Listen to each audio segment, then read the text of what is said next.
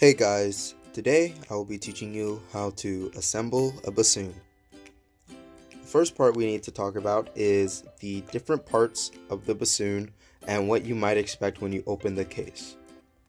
So the first thing we have here is the bell.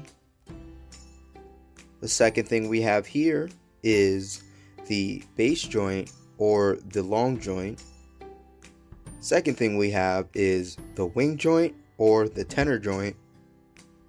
Then we have the boot joint. Next, these are not necessarily parts of the bassoon, but will also be in your case.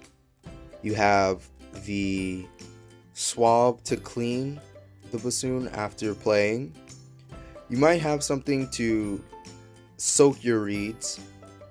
You might have a reed, and you will also have a seat strap to hold up your bassoon. Also, underneath your bassoon might be a bocal, which is a crook where your reed and your bassoon meet. The first thing you're going to want to do before you even begin to assemble your bassoon is you're going to want to soak the reed. So first you're going to get your container that holds water, and you're going to get your reed, and you're going to just put it in there cane side down while you're assembling your reed. This is because the cane of the double reed is very sensitive, and unlike the clarinet where you can just soak it in your mouth, the chemicals in your saliva actually can deteriorate your cane much faster, which will result in a bad reed. Now, the first step to assembling your bassoon is you're going to want to take the boot joint out, and you're going to take the wing joint or the tenor joint, and this one is going to be smaller than the bass joint, so you're going to actually put the side where there's this long key, and you're going to put it into the smaller hole of the boot joint, making sure that you do small wiggles. Now, on this bassoon and many starter bassoons, there will actually be a notch on the bassoon that lines up the wing joint and the boot joint. For the second step, you're going to want to actually put your bassoon down because it's going to start to get heavy and also long and inconvenient.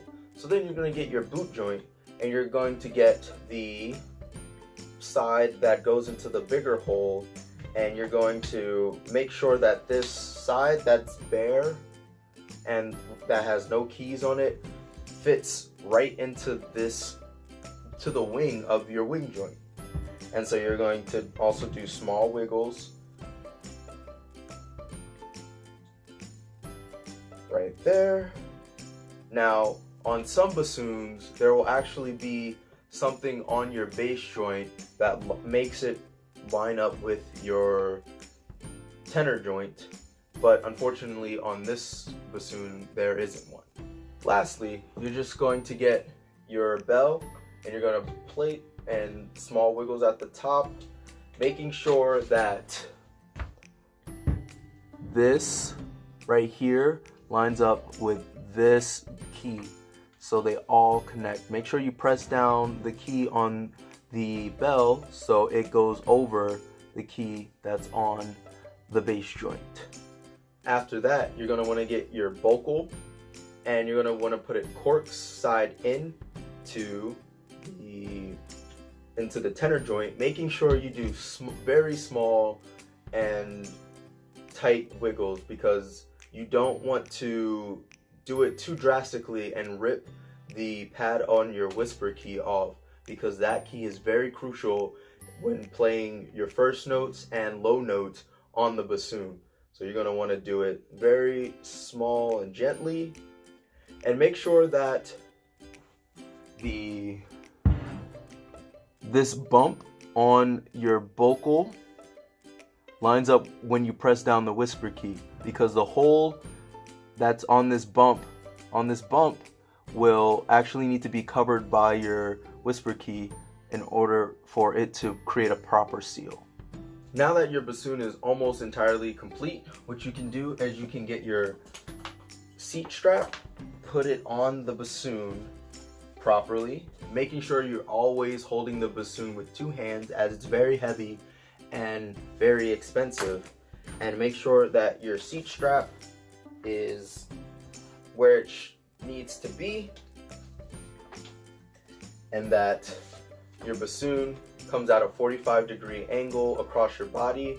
And when you put your vocal up to your mouth, it goes almost right to your mouth and not too low or too high. If it does, then you need to adjust your seat strap. Then you're just going to take your reed, put it on the vocal, and there you have it, a completed bassoon. Now, to create a good embouchure and a good sound, what you're going to want to think about is open, like, back of the teeth. The best way to learn how to stay open is actually to get a wine cork and place it in the back of your teeth, which forces you to stay open. Now, you get your reed and you want to place it in your mouth. You're going to want your top lip covering about 70% of the reed, and your lower lip to be about 50. So it's not going to be an equal distribution of lips. It's going to be more like an overbite lip. And you always going to want your lips rolled in, never out. And it's called a crow, so it's going to sound like a squawking bird, actually.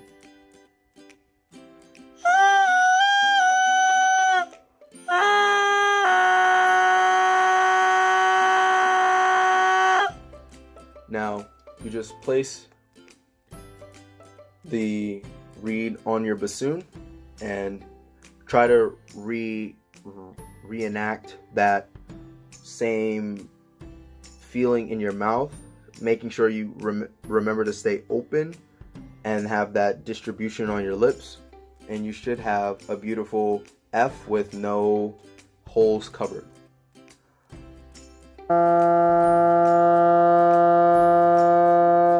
In order to take apart your bassoon, now you just do the order that you put it together in, but in reverse, making sure that your boot joint is on the floor so it doesn't accidentally fall off. And you should put your bassoon back in the case whenever you're finished with it, and enjoy the bassoon.